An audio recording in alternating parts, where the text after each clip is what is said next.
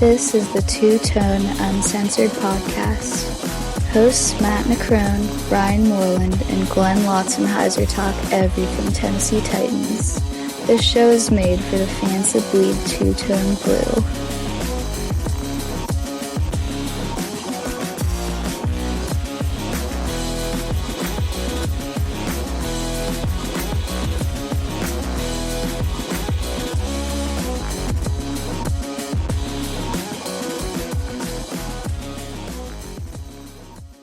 Hey, this is Kevin Dyson, former Tennessee Titan, and you're listening to Two-Tone Uncensored. Welcome to Two-Tone Uncensored. I am one of your hosts, Ryan Moreland. With me tonight, the nearly ever-present Glenn Lotzenheiser. How you doing, Glenn? I am mostly here. That's the way we like you. Obviously, Matt could not be with us tonight, so it's just going to be me and Glenn running things. Matt will be back for your next show. Before we jump right into the show, we have an announcement to make that we're pretty excited about here. We've come up with a t-shirt design for the show, a Two-Tone Uncensored shirt. If you're listening to the show right now, it's going to be up on our Facebook and our Twitter, so you go check out the design. We're pretty happy with it. It came out really nice, really clean looking. I'm definitely excited to have mine. We're going to be selling them to everybody. This is going to be the first wave of pre-ordering for the shirt. We can do kids sizes, men's sizes, women's sizes. One thing we would like to note for all of our female listeners, the women's sizes do tend to run small. So we recommend getting a size above what you normally get. It's just something that our manufacturer let us know to let all of the women that order know those sizes normally run a little small. This is going to be the first wave of pre-ordering, so we're going to wait until we have 50 orders or close to 50 orders before we actually put in all of the orders for this round. But since people might have to wait a little longer to get their shirt, this will be the cheapest the shirt will ever be. We knocked off a few bucks off of what we originally set the price just so it would be a little bit cheaper for the hassle of you might have to wait a little bit longer for this round. So if you order in the pre-order first round, it'll be the cheapest you ever get. Likely after that, the shirt's going to go up a little bit in price, a couple of dollars, not anything huge, but it'll be, a small discount here just to say sorry that this is going to be a little slower process when we start it, and then it'll get faster but also get a little bit more expensive. So if you're interested in ordering, it's going to be $16 for men's and women's sizes, $15 for kids' sizes. For the normal shirt, you'll see the design. It's on Facebook, it's on Twitter, check it out. If you want to get it personalized, get your name on the back, get a number on the back, it's going to be a little extra. It's $24 for men's and women's sizes, $23 for kids' sizes to get it personalized. We can do any 2-digit or single-digit number, and we can put any name on the back. It can be a nickname, your last name, whatever you want it to be on the back to personalize. It's just a little bit extra. So it's $23 and $24 for the personalized shirt, $15 and $16 for just the regular shirt.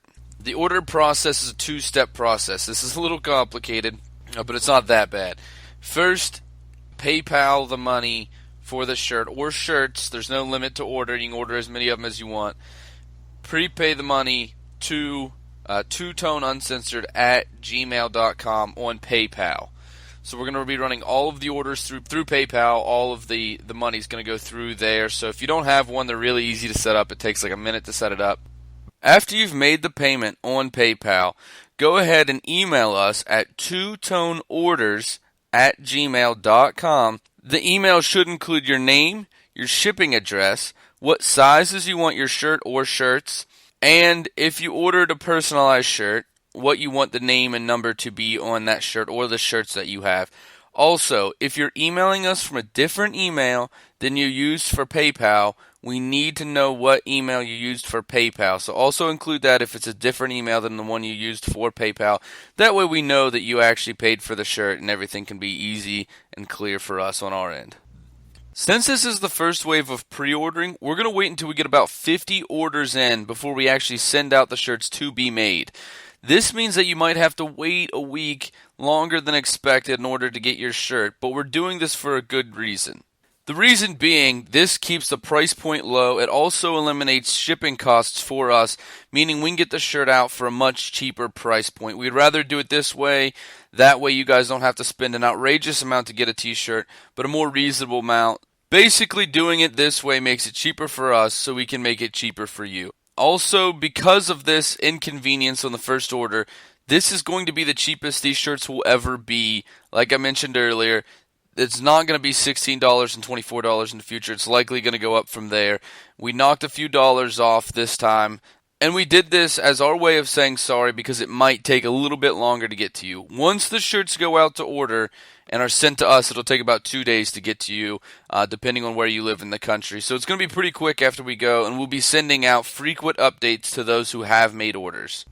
So again, PayPal twotoneuncensored@gmail.com.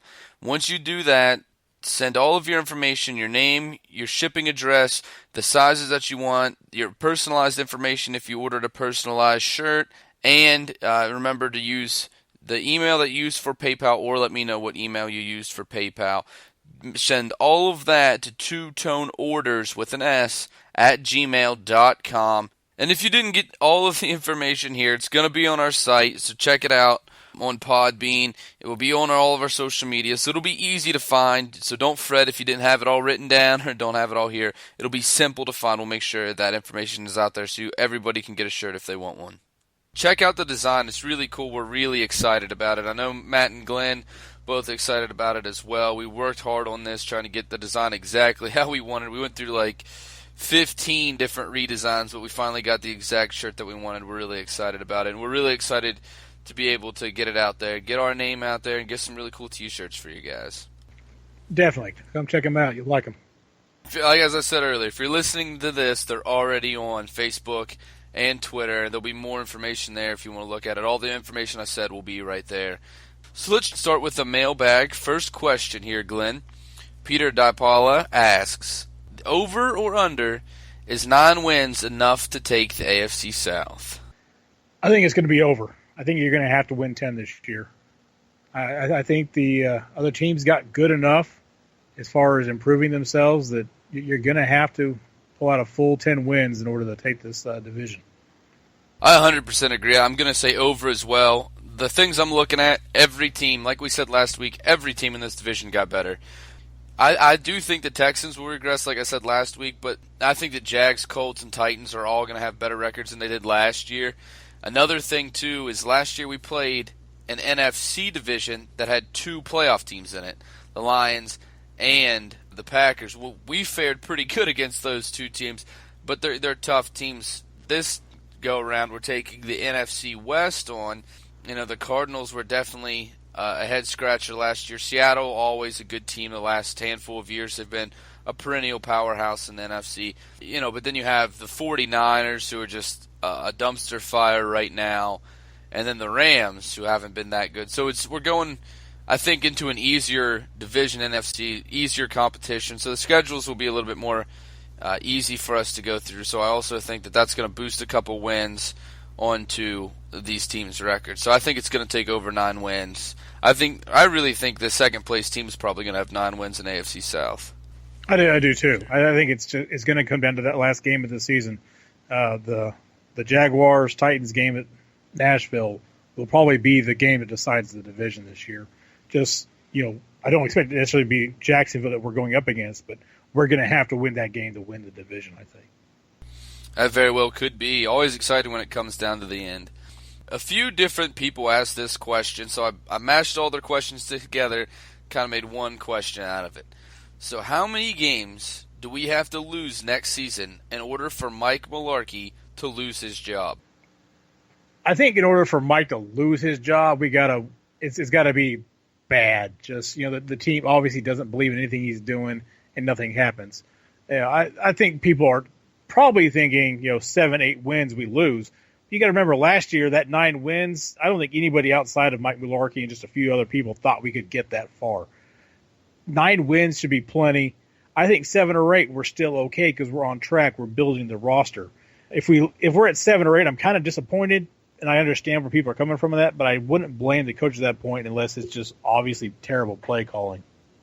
What we saw last year, they built a foundation that you can win with power running, controlling the ball, and trying to play good defense. And as bad as our secondary was, we still played pretty good defense. This year, I don't know if we've answered the secondary question, but I think we're going to be looking at, and we're going to touch on this a little bit later on, is a more explosive offense and more options. I can't see us losing the 3 or 4 wins it would take for us to consider replacing Malarkey. And really, I don't know that would do it. I mean, unless we just get destroyed all season and he pulls a whiz and just refuses to protect Marcus or something, I can't see a situation in which we fire him this coming season. Yeah, I mean, I think people forget that we're just 2 years removed from, 3 wins in a season, and the year before that, 2 wins in a season. Mike Malarkey in his first year did an excellent job. At the beginning of the season, I thought this team was a 6-win team. 9 wins, it's a big jump, when you're talking about just a 16-game season. That is a huge jump to make 3 games up. I think if we stay in that area, even if we regress a little bit, that Malarkey, it might put him on a hotter seat. I wouldn't even say hot seat, but definitely a hotter seat than what he is now, but I don't think that that's enough to fire him. I think, just like Glenn said, it would have to be abysmal. I mean, we're talking maybe 4 wins, maybe 5 wins, something like that. I mean, it would depend on the circumstance as well. If Marcus goes down week 1, God forbid, we hope it doesngoing to happen. But if it happens, he goes down week 1, he's out for the season, and you have a bad season, well, then, you lost a key part of your team. He's going to have a lot more leeway. But if we're healthy throughout most of the season or all of the season, and we come up with 4 wins, 5 wins, there's no excuse for that. At that point, I think you might start looking for a new coach. But in his first season, Mark Malarkey took a 3-win team, and with the help of John Robinson, turned it in to a 9-win team that was in playoff contention until after week 16. It was huge. I mean, that's a huge jump to make. I think this team's obviously going to get better. We added some pieces where we needed to. We're going to be a better team this year than we were last year. I don't think this is going to be a problem. And you also look at how Mike Malarkey has really energized this team. We saw it when he took over as the interim coach. It was a completely different mindset, in the week before. He was the head coach in the week after. And we've seen it all along. He really fires up, energizes this team. I mean, he's a great motivator, and we see that out of him. And we've seen that out of him last year, and we're going to continue to see it. And I don't think it's going to really be a problem because I don't think we'll fall at all. I think we keep progressing forward. But if we lose, I'll say 5 games and under. If we go 5 games and under, I think you start looking at firing Mike Malarkey. But anything short of that, and even 5 games I think is hard for me to say, but 4 and under definitely. Even then, though, it would be circumstantial. If you had a really unlucky season injury-wise, you could probably still let that slide. He's done a great job so far. I don't want to see him lose his job because I like Mike Malarkey. He's won me over. Yeah, my thing is the way they played last season, he had to have been under consideration for possibly being, coach of the year for the turnaround that he made. And people just forget that, that they're so eager to replace him with a bigger name coach and somebody who's, a sexier name in the business. But I wouldn't look for Malarkey to go anywhere anytime real soon. I think he's going to be our coach for a while. And people should probably just get comfortable with that until he screws up. I don't see any way, like we said, unless the team just completely bails on him, that there's any way they replace him. Absolutely. This team has his back. You can tell the locker room is a completely different place. This is the healthiest locker room that we've had in a long time, and it has to do with Mike Malarkey. But this is a what have you done for me lately league, so, there is definitely a possibility there. If you bomb the season, then there's definitely a possibility of you losing your job. But let's move on to the next one here, Glenn. Sean Sullivan asks, do you think Dick LeBeau will return after this season? And if so, how much longer do you think he coaches? Man, that's like the $1 million question. I think if he's anywhere, he'll be back here. I don't have any question about that part of it. I don't know beyond that what he's going to be looking to do, though. I can't see him going anywhere else, so that part's covered. I don't know if he's coming back next year or not. It just it's all going to depend on his health, I think, is going to be the big question. If he hits a point where he just physically needs this walk away, he'll walk away. But until then, I can't imagine that he ends up, walking away from this team. Yeah, the real question, I think, is when does Dick LeBeau kick the bucket? Because I just don't see the guy not coaching. Also, like Glenn said, it's going to be with Tennessee. He's a guy that sticks around. He likes to be in one place for a while. He's spent his entire playing career with the Lions, and then he spent a long time, 10 years, which is a long time in this league, with the Pittsburgh Steelers. He's going to spend the rest of his career with the Titans, I believe. At least on like the pro level, maybe he takes a job that's a lot easier at a lower level. But that's what I think you're going to see from him. And really, I think you're predicting his death, because I think Dick LeBeau coaches until, he has nothing left to coach. The guy's ancient already, but he loves the game. You talk to him and you see in interviews where he says, I'm not ready to hang it up. I haven't thought about it yet, and stuff like that. You can just tell by listening to him and hearing what he has to say that he has no intention of retirement. It just doesn't seem like he doesn't seem like one of those guys that's ever just gonna unwind on the golf course and sit around the house. He wants to be out there on the field. He wants to coach. So I think it's a timetable just guessing when Dick LeBeau's going to kick the bucket. Until then, he's going to be the coach. He's going to be with the Titans. And obviously, we're not hoping he kicks the bucket anytime soon. No, I firmly believe that Dick LeBeau will outlive us all. Oh, entirely possible. After all the atomic bombs go off, it's going to be the cockroaches and Dick LeBeau. And he'll figure out a way to coach them. Yeah, no doubt. They have the all-cockroach league, and they'll be out there kicking some ass. Absolutely. Next question here from Josh Ebel. Do you think this is potentially the most explosive offense since the Titans moved to Nashville? Man, we can't answer this kind of question until we actually see these rookies play. That's really what this comes down to. I mean, these questions where people are already asking what's going to be the case with these receivers and these rookies, and until we actually see them on the field, you can't say one way or the other. I've already seen people saying this is the best wide receiver core depth chart that we've had since we moved here, and what are you basing it on other than their draft status?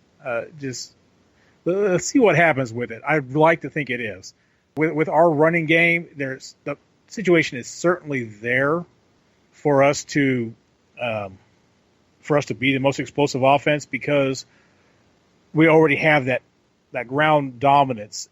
People already consider us the bully.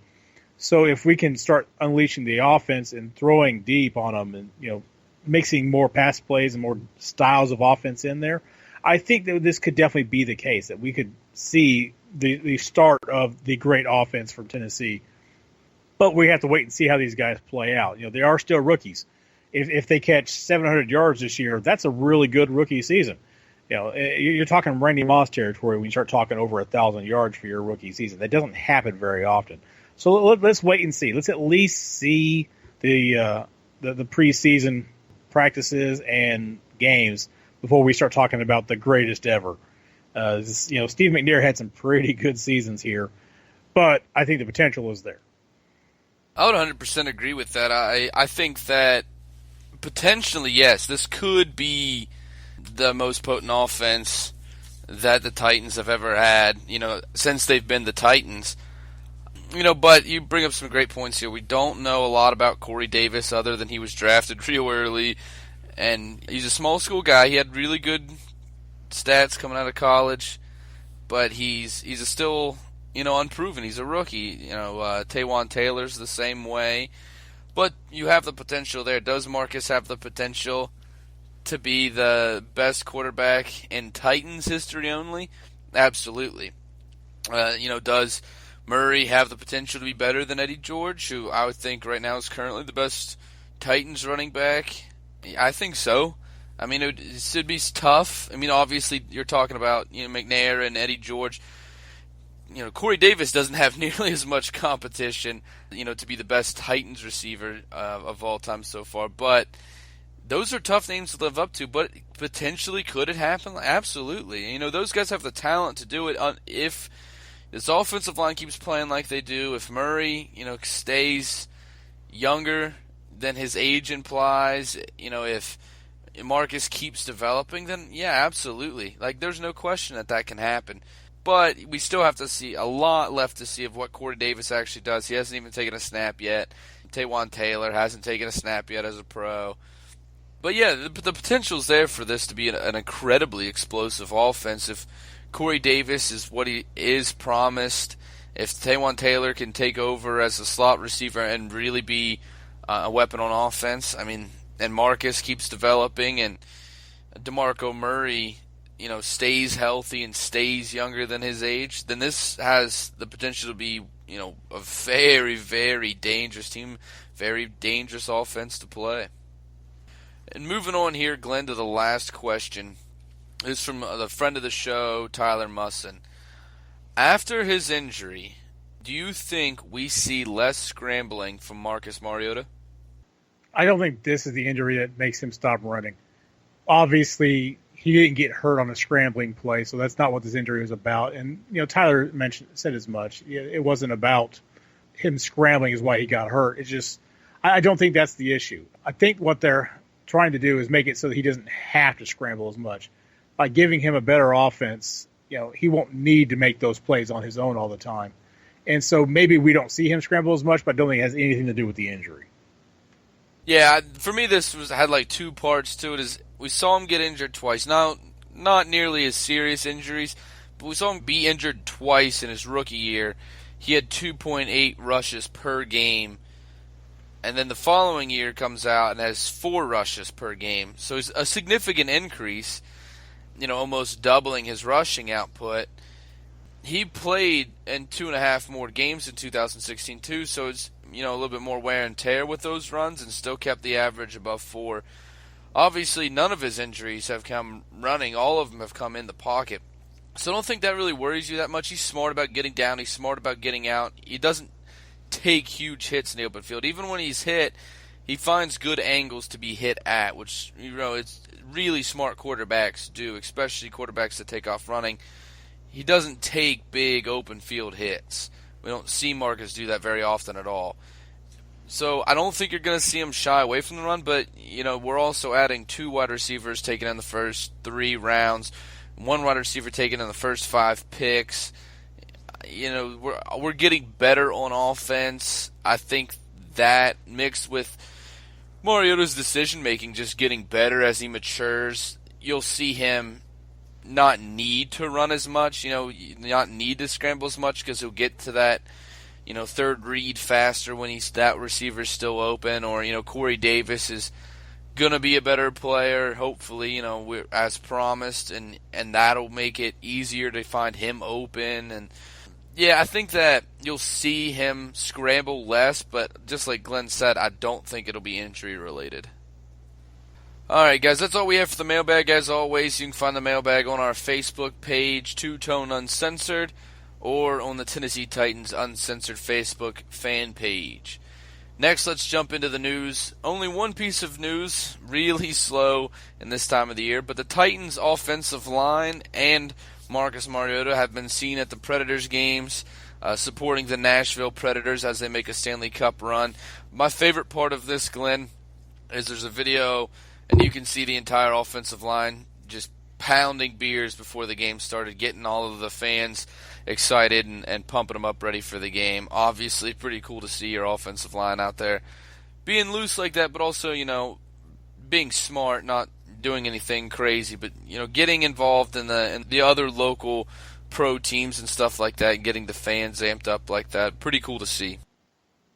Yeah, it's good to see the players out, in the public, being a part of the community. I think that's going to help bring more fans to the stadium, because that's been kind of the deal that we've had, is lack of fan support at the stadium has been it's kind of mystifying why it's so bad. We don't sell out like you would expect us to, even when we started winning games last season. So I'm really hoping that this is part of being a better part of the community, and I'm hoping it has an impact as far as home field advantage goes, because Nashville is a destination city. That's a big reason why we don't have as many sellouts, because fans from other teams do absolutely buy tickets and come to our games. And hopefully the players getting out there and being involved in something that the local fans care about, with the Predators, that will help bring more fans to the games too. Absolutely. That was my thoughts in this. And Nashville coming together, supporting both the teams, and I think it will get more fans involved. It was cool to see those guys, pound those beers, although I have to say to Lawan, he missed most of his mouth with that beer. He had a lot more running down his chest than he did in his mouth, but it was cool to see. For anybody who's interested, right now as we're recording the show here on Monday night, Game 6 is on right now, so we'll see what happens there. But the series 3-2 with the Predators with the advantage. So hopefully, by the time this comes out, the Predators have already clinched their ticket to the Stanley Cup Finals, and we'll be rooting for them on their way there. And for those who didn't catch it, the Predators did win and clinch the series. They'll be heading to the Stanley Cup Finals. So good luck to the Predators as they try to lift the cup this year. But that's all we have for the news this week. When we come back, we're going to do our first position breakdown of the offseason, starting off with quarterbacks. So we'll get you all up to date on all the quarterbacks on this roster when we come right back. Time to pay the bills. Some quick ads and we'll get right back to the show.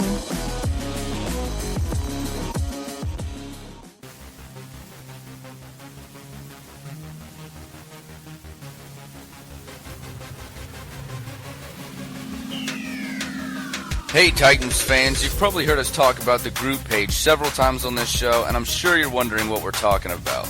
Tennessee Titans Uncensored is a Facebook group page that was built by Titans fans for Titans fans and was founded by our very own Matt Necrone. If you're a Titans fan that's looking to talk about the latest Titan news, this is where you need to be. And you can help me shit talk crackheads. Because nobody likes crackheads. That is Tennessee Titans Uncensored on Facebook. Tighten up.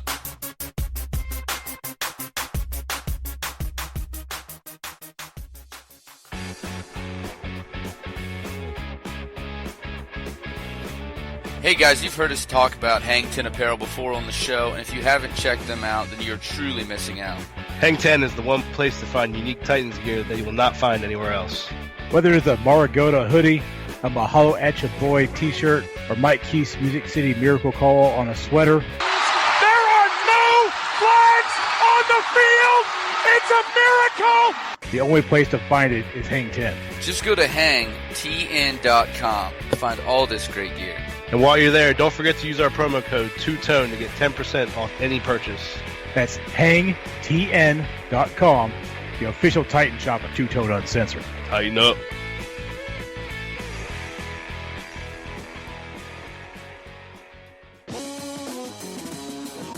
You're listening to Two Tone Uncensored, brought to you by Podbean. Hey, this is Bo Scaife. You listening to Two Tone Uncensored. Tighten up. All right, we're back from that quick commercial break. Let's jump right into the first position breakdown of the year, starting with quarterbacks. The first one that we're going to talk about, obviously, our starter, third-year pro at 23 years old, Marcus Mariota.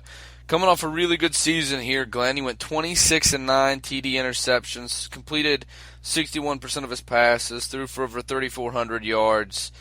The big question being about his injury, and they're saying that he should be back pretty soon and will participate in OTAs in a limited capacity. So what do you think about that?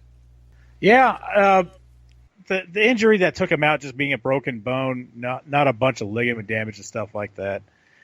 I'm glad that he's going to be back on the field. I don't want them to rush him back in there. We know he can play, so I'm not worried about that part of it. I do want him to get on the field early enough to develop some chemistry with his new wide receivers. Because, like we were talking about just a little bit ago, if we're going to have this new offense and it's supposed to be explosive and completely different from last year, he's got to get that time in. But he's had all off season to work on this. So I'm happy he's back on the field. I'm not at all worried about him. No, I mean, you know what kind of work ethic Marcus came in with and continues to have. When he was, down with his knee injury, I'm sure he spent a lot of time in the film room. When you're hurt like that, there's only one really thing that you can work out, and that's your mind. And go through that film room, find things that you didn't see before, find where you're making mistakes. You're releasing the ball a little bit too late on a certain route or whatever, and really work on those kind of intricacies. I did see that Malarkey said, this is a quote from him, we're going to do some things that he's going to be able to do, that he's going to be able to practice. Do some things that aren't going to subject him to being at risk. We may do way more 7-on-7s than we've ever done. Things like that to try to help him out. So obviously Malarkey's trying to slowly bring Marcus back in, not trying to re-aggravate the injury, not trying to put him in any kind of risk. The 7-on-7s I think would be perfect for him. As good as that offense was last year, it might as well have been 7-on-7 for Marcus most of the time. And get him out there really seeing the routes, seeing defenses, how they're going to play a lot of these balls, and that kind of stuff. And just putting all of that stuff that you did in the film room into execution and starting to move forward. And then getting these young guys used to catching balls from Marcus and building that chemistry that's going to be important as these young receivers grow with our young quarterback. But I'm absolutely not worried about it. I know the kind of work ethic this kid has, and it's one of the reasons that even though when they drafted Marcus, I was a little unsure about the pick, but it had nothing to do with the intangibles. Obviously, those were all there and continue to be there. He's an absolute professional. And that's exactly what you like to see. One thing I found interesting, though, when I was looking up stuff, Glenn, was Marcus was a 3-star recruit coming out of high school. And it just seems so weird, going into Oregon, Heisman Trophy winning quarterback, 2nd overall pick in the draft. And he's been, phenomenal in his first 2 years. A 3-star recruit out of high school. I just found that kind of interesting, that he went from there to where he is now. Yeah, the star system's always been crap. Doesn't really shock me any. That star system doesn't mean a whole lot. One thing I saw a lot of that was guys going to the University of Texas and never getting any better. They were big, they were physical, but they weren't very smart. They didn't get coached up, and that was always a thing. With Marcus, when you watched him play in college, he got better and better, and he was so smart at keeping his eyes up and always looking ahead on the field. When the debate was going on about whether it should be him or Jameis Winston, if you watched both those guys on the run, when Winston ran, he was looking for where the hits were coming from and what he was going to have to do to deal with, getting a few more yards. Marcus was always looking for that opportunity to throw the ball and make a play downfield. That was his concern. And that's what you want out of your quarterback. So a 3-star recruit, I've never been impressed by all that because great players can come from anywhere. Yeah, it's awesome if you can get all 5 stars. It means you're probably going to be okay, but it's about teamwork and intelligence and how well a coach can teach his players to play. I 100% agree with you there. From what I've noticed personally and watching scouts, the star system, I'd agree, is definitely flawed. It's size, speed, and production, but that doesn't account for everything. A guy can be not as productive, but it's all system based. You have a guy in a wide open offense that gets to throw the ball 100 times a game. Obviously, even if he's not nearly as good, he's going to be way more productive than a guy that's more in a rushing offense, a guy that has to hand the ball off 20-plus times a game. That kind of stuff, it doesn't take an effect a lot of intelligence. It doesn't hold any bar in the star system at all. It's definitely a flawed system. I just found it interesting coming out of the 3-star recruit, amazing, outstanding college career so far, pretty spectacular pro career. And one more thing I wanted to talk about with Marcus before we moved on is in the red zone. There statistically is no quarterback that is his equal when he only has 20 or less yards to go. When he gets there, a killer instinct takes over. And I know you remember, Glenn, before Marcus was here, that is where we struggled mightily. It seemed like we would get the ball, in the first 80 yards, first 60 yards, first whatever of the drive were easy, and then we'd get into the red zone and we'd stall. And it seemed like terrible. We'd stall every single time when we got inside the 20, and then all of a sudden with Marcus Mariota, if you get there, we're scoring. It's almost a guarantee. Has yet to throw an interception in the red zone, all touchdowns. I mean, he just looks brilliant when he gets there. There's a killer instinct when he gets close to the end zone. Absolutely. And part of it is people are scared to death of him taking off and running when he's in that short area like that when the field gets short. So that always helps. But he makes just great decisions.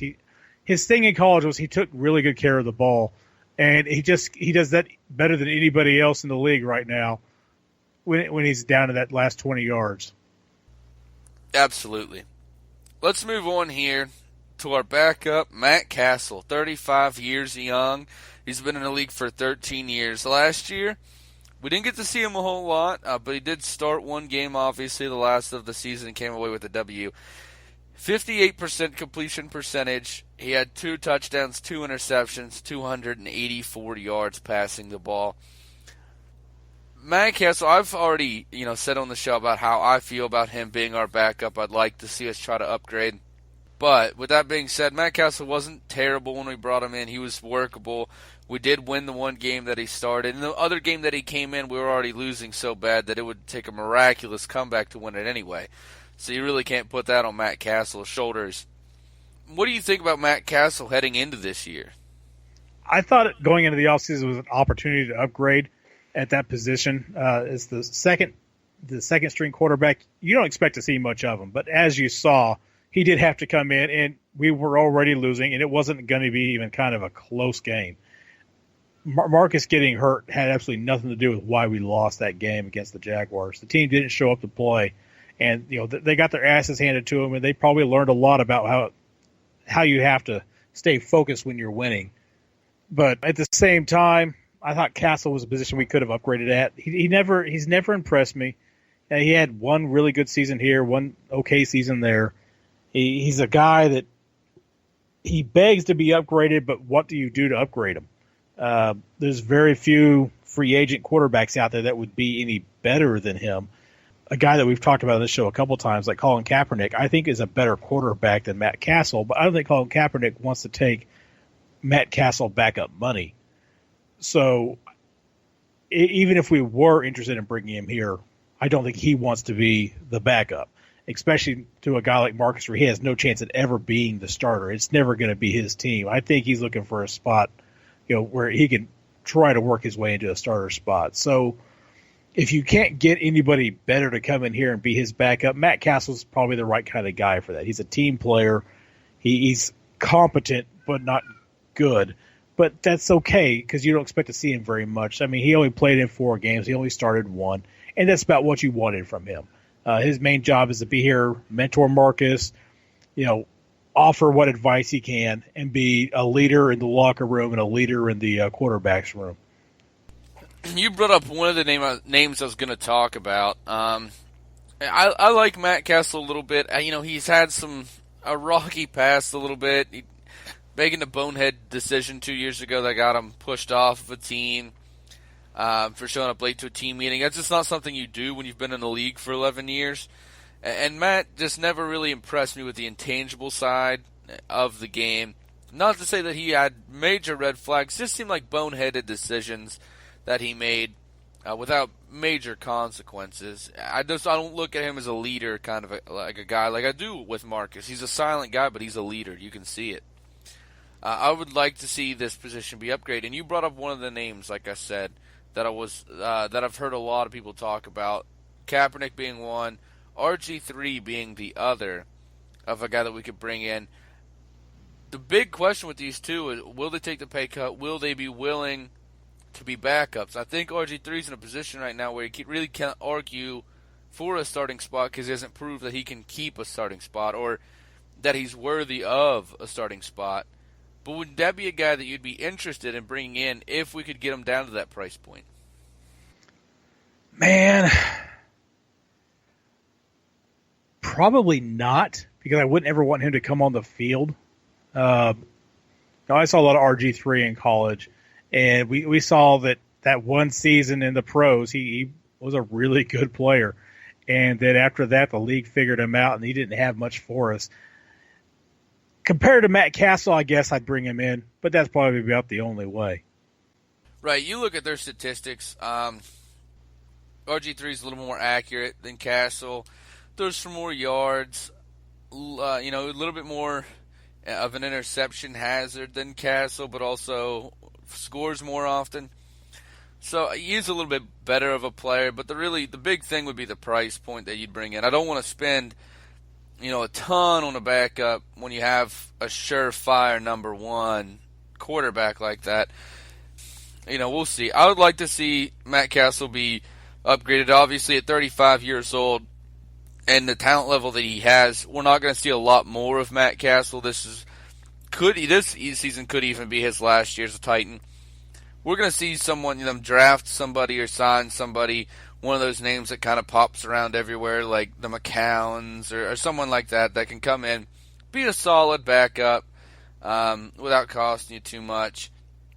That's what we're going to see, because at 35 years old, Matt Castle's really close to being at that age where, and especially at his skill level, where nobody's going to want him. Yeah, I mean, he's at the end of his rope. This will probably be his last season with us. I think they would have to address it at some point as far as the backup quarterback spot goes. But, we've got to see Marcus play a full season, too. Just the quarterback spot, it's Marcus's until proven otherwise. He does need to show that the backup quarterback doesn't need to be somebody more important. I think the idea with Matt Castle is that Marcus isn't coming off the field, so it doesn't matter. But I call him Kaepernick, maybe an RG3, someone younger who's got some more years left on him that you can come in and move the ball when needed. But between Kaepernick and RG3, I think I would rather have Kaepernick. He's shown more ability as a quarterback of those two guys. Oh, I definitely agree with that. I'd rather have Kaepernick than RG3. I just think Kaepernick is not as... how would I put this? Not as much of a real prospect for us, just because I don't think that Kaepernick wants to go into a situation as a backup. I don't think Kaepernick wants to take that big of a pay cut. Where I think that RG3 now has to look, he is a backup, or he might find himself out of the league. There's no teams out there that are going to be desperate enough to take a chance on you as their starter. Especially with every year. Next year's draft class looks like it's going to be quarterback heavy.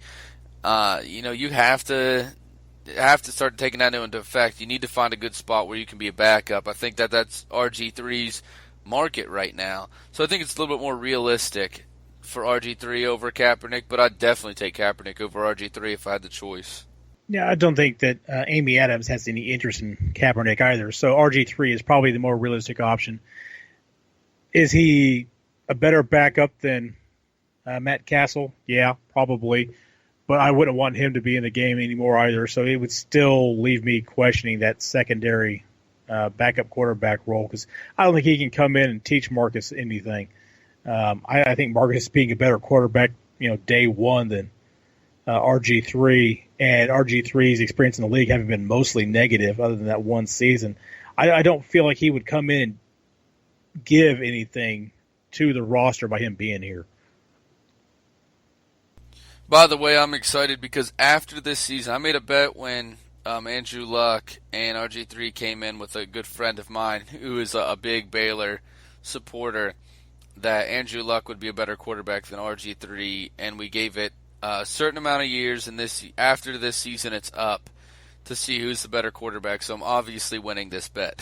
So just on a personal note, pretty excited about that. But let's move on here to Alex Tanney. This is a guy that really has been kind of a fan favorite. He hasn't gotten to see much time on the field, but it seems like everybody's always calling for him to be over Castle, trying to see a little bit more of Tanney on the field. Last year he got to see a little bit of time, and from what we saw, he was impressive. 71% completion percentage, 1 touchdown, no interceptions, 99 yards. Hit a good average. In his college days at Monmouth, he set a lot of records. He was a good quarterback there at a very small school. Now he's going into his 60 years of pro at 29 years old. What do you think about Tanney? Tanny's another one of those examples of this fan base just loving the underdog. Yeah, he's got some ability. His trick shot videos, which is largely what got his name spread around the league where people were interested in him. Those were pretty cool. But he's just there's nothing about Tanny that makes me think he's going to have any real time on this team. I think he's probably about ready to be gone too. They'll probably move him back to the practice squad after the season, like we did last year, and just he does not enough left. Not enough time left for Tanny. He's what, 29 already? Yeah, 29. Yeah, so if you're 29 years old and you're third string backup guy, it's been a nice career, but I don't see him breaking that barrier and becoming the second string guy even. If you're 29 years old and 99 yards is your most productive career or your most productive year in your career as a quarterback, yeah, you're pretty much done. I like Alex Tanny. Those videos, like you mentioned, are awesome. If you haven't seen them, we'll probably put a link up on our Facebook page, maybe to go find some of those trick shots that Tanny put out. They're really cool. They're cool to watch. It's really impressive. But everybody gets all excited about him. There's a reason why he's the third stringer. Matt Castle starts over him. He doesn't have a very strong arm. I mean, exactly. he can make trick shots, but he's not as accurate in the actual play of the game. He can't fit the ball in the tight spaces. He's not a commanding presence back there. Right. I mean, you look back at his tape at Monmouth, what little tape you can find of his playing days, he had weapons.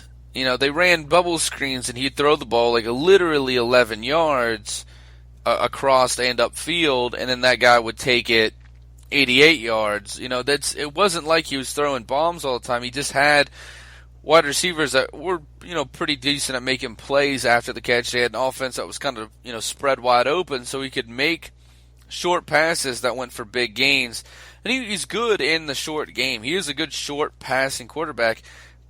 The problem is he's not a good long passing quarterback, and he's not even a good mid-level throwing quarterback. You can get away with not having the bomb if you're good at short and mid-range. You can't get away with not being good at long range and not good at mid-range. That only leaves a short passing game that's too easy for defenses to shut down, too easy for the opposition to gain a big advantage. That's why Alex Tanny, I don't think, is going to have much success. I think you might see, I do think that this is probably one of his last years, the Titans. You might see him back next year. Maybe if Matt Castle retires or goes somewhere else, we bring in a new guy to bring our back up. We might keep Tanny around for another year as a third stringer, but I think in 2 years, there's no question Alex Tanny, I think, is out of the Tennessee Titans organization, maybe out of the league. Yeah, I thought it was interesting last season they brought him back on. He was the guy that they fully guaranteed his salary because another team was looking at him. They wanted to keep him around, and I get it. If he knows your system, he's a guy you could bring in and run the short. Not like you said, not even really intermediate passing game, but the short passing game. He can come in and be functional for you. I don't get why he gets the amount of love that he gets, though. He's never had a chance. Okay, he's never been able to prove anything in even preseason that would make you think that this is going to be a guy who can come into a live game situation and be productive for you. And people point to his preseason stats all the time, and by the time that Tanny gets in, I mean, this. By the time he gets in, he's facing third stringers. He's facing, at best, second stringers. He's not facing starters anymore. Yeah, he's facing the Alex Tannys of the defense. Exactly. Great way to put that. He's facing the Tannys of the defense. He's against that competition. He's not bad when you put him in live game situations over a season. He was good last year and the regular season. At the end of games, he had decent stats at the end of the year. But that's a very short segment. You put that over a season. If Alex Tanny had a lot of time, it's not going to be impressive. There is a reason why he's under Matt Castle, and that's what I was going to ask you. How close do you think the gap between Castle and Tanny is? And do you think that Tanny puts any pressure on Matt Castle in training camp? No, I don't think it's close at all. Just he doesn't have anything that he does well enough to put pressure on Matt Castle to be a better player. There's no competition back there, and I think that the Titans would agree with you if you got them in a bar at night and asked them that question. There's just what does he do better than anybody else in the roster? And other than YouTube videos, nothing. Yeah, I agree with that.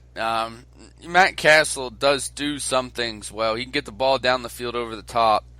Not better than anybody, but probably better than anybody that we have, obviously, outside of Marcus. He is a better quarterback. I don't think it's that close of a window. I don't think unless Taney comes out as a revitalized, he's added a lot of new weapons to his arsenal. He's better in the mid-range. But the thing is that transition doesn't happen at 28, 29 years old. That transition happens at 24, 25 years old. At 29, you're kind of getting to that point where you don't teach old dogs new tricks. And I doubt you see him put very much pressure, if any, on Matt Castle for the backup job. Yeah, I mean, it's just it's been a nice career, but it's all he's ever going to be is a backup guy. Absolutely. So let's head here to the last quarterback on our list, a guy that we picked up through UDFA's Tyler Ferguson. This is an interesting one for a couple of reasons. First, Ferguson didn't start in college. He was Mike White's backup at Western Kentucky.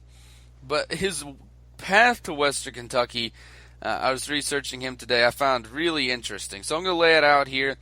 You might need to write it down. You might need to get a pencil and paper out because this gets a little confusing. So he signs his commitment letter to Houston in college. Decommits from Houston after Penn State sends him their interest. So he commits to Penn State. Goes to Penn State, and it had at the time, it was a really tight battle between him and Christian Hackenberg. But he ends up losing. Hackenberg was younger than him, so he knew he would just sit behind Hackenberg for a couple of years. So he decided to transfer out. He goes to Louisville and takes his year where he has to set out at Louisville. Then, at the end of that, Louisville has a guy come up, a Heisman Trophy winner at this point now. He can't start there, so he transfers to Western Kentucky and then ends up being Mike White's backup. Just kind of a, nothing really worked out for Tyler Ferguson in college. Completed 46% of his passes when he did play this year for 234 yards. The one bright spot, though, 3 touchdowns, no interceptions. So we're getting a guy here that's bounced around a bunch of different places in college. Never really found, a place where he could actually start and show what he had. But he's also gotten beat by guys that are now in the league that, like Hackenberg, that hasn't been really impressive so far in his career. Yeah, that was the thing about him that, when Christian Hackenberger beat him out, and that's when he was still, young and kind of raw, that was a bad sign whenever Hackenberg got in the league and he's with the Jets and they just keep drafting quarterbacks because they can't find anybody who can play. It tells you kind of that this is a camp body. He won't be around very long. Absolutely, 100% agree with that. The one other interesting storyline to bring up is obviously being Western Kentucky. If that sounds familiar, that is where our wide receiver we got in the third round, Taywan Taylor, out of Western Kentucky. So reuniting for them. Kind of an interesting storyline, but this guy's not going to be here for very long. Just like Glenn said, this is a camp buddy kind of type of guy. The only reason he stays, the only way he stays, is if somehow he plays better or really close to Alex Tanney. Because Alex Tanney is obviously a 6-year pro, he's earning that veteran minimum. Ferguson would earn UDFA minimum, which is a significant loss. So if he plays really close in training camp to Alex Tanney, then he has a chance to stay, and Alex Tanney would find his way off. The likelihood of that, though, we're talking about a guy in Alex Tanney who went to a really small school and set records left, right, and center, and Ferguson, a guy who went to 3 different bigger schools, but was never more than a backup. Yeah, I don't think we see Tyler Ferguson for very long. I wouldn't get used to hearing his name. he could come in and beat out Alex Tanny because we don't know anything about him. We have no idea what kind of arm he has. We don't know anything about this guy. So sure, why not? Bring him in, let him have a look around and see if he can do anything. And it could be interesting to see if all of a sudden, this guy that nobody knows comes on there and makes the third string quarterback or something like that. But that's about all he's looking for. He's looking for a chance to knock off Tanny, who's pretty much at the end of his career and hasn't done anything either. I don't think he makes it. I don't think that's what happens. But it could be interesting if that did. Absolutely. I mean, 2 points I want to make real quick. You talked about it. He beat out Christian Hackenberg, but that was Christian Hackenberg as a true freshman. It wasn't the refined quarterback that we saw later in his career at Penn State. Another point here, and just to go back to an earlier comment, Glenn, kind of proves your point that you were bringing up about the star system in high school. Tyler Ferguson was a 3-star recruit coming out of high school, just like Marcus Mariota, and we saw how their 2 stories unfolded. So, yeah, it definitely gives pause, or gives you something to think about, going back to Glenn's comment that the star system's definitely flawed. Yeah. If coming out of high school, this was the same guy as Marcus, basically. He had the same talent level, same ceiling. Probably there's something wrong with that system. Yeah, to say the least. But that's about all we have for the quarterback breakdown. Obviously, we'll be coming up with some more interesting ones here later in the year. We're going to go through about the same order we did last year, going into running backs, wide receivers, tight ends, then the offensive line, defensive line, linebackers, and secondary. Also, we're going to throw in some stuff. We're reaching out for interviews with some guys right now, stuff to look forward to, different show ideas that we've been coming up with. So stay tuned, definitely hear that. That'll be throughout the off season. And be sure to check out these shirt designs, guys, that we were telling you about earlier. If you're interested in ordering a shirt, you'll be able to find the posts. We're going to put them on our Facebook page, on our Twitter. I'm sure they'll also pop up on the Tennessee Titans Uncensored Facebook fan page. So definitely check those out and order your shirts. This is going to be the cheapest these shirts are ever going to be. The price is probably going to be going up after this round of ordering. So get those in. Be part of the first 50 to get them and wear those shirts loud and proud. As always, thanks to you, the fans, that make this show possible. Thanks to my awesome co-hosts, Glenn, with me here tonight, and Matt, who couldn't make it. And tighten up. Tighten up. Podbean.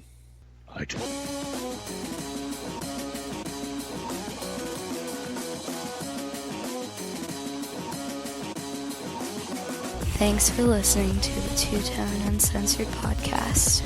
You can listen to the show at twotoneuncensored.podbean.com or by downloading the Podbean app on your mobile device. Be sure to follow the show on Twitter at Two-Tone Uncensored and like us on Facebook.